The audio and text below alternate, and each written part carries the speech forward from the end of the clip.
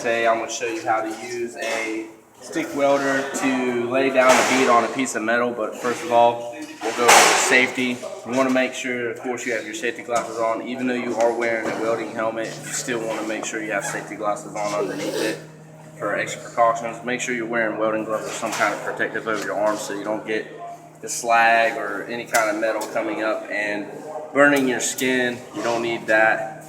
Make sure that you have, before you start welding, make sure you have your machine grounded.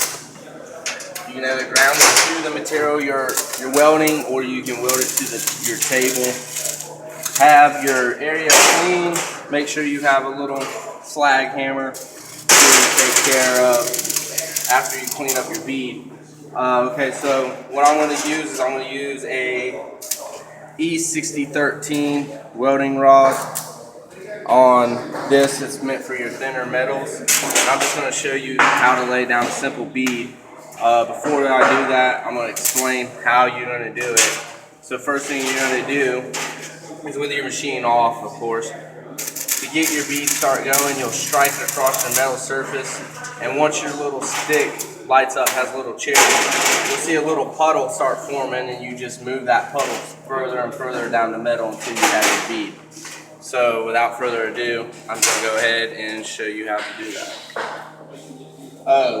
Another thing, depending on how thick your metal is the amperage you'll use. This is pretty thin metal, so I'm going to bump it up to 75. That should be about the highest I'll need for this. If not, I'll turn it back down to 60.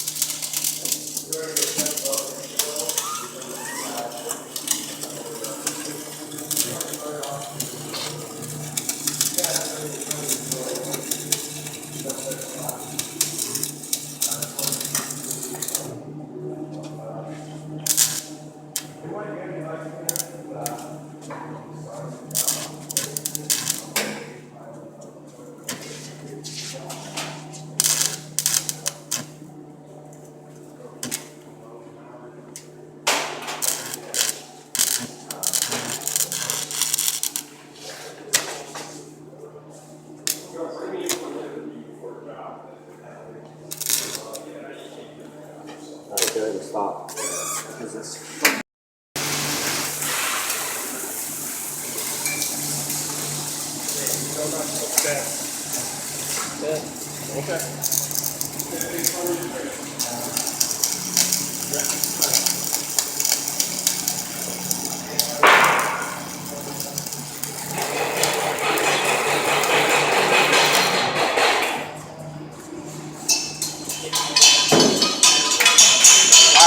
as you can see, I just laid down a bead, but to really see how you did, you need to get a slag hammer.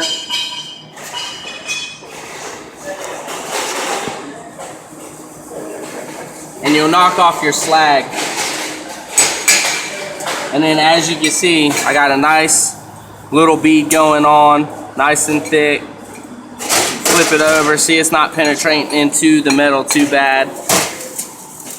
And of course, when you're done, you want to make sure you turn off your machine, which I've already done, and that's how you use an arc welder.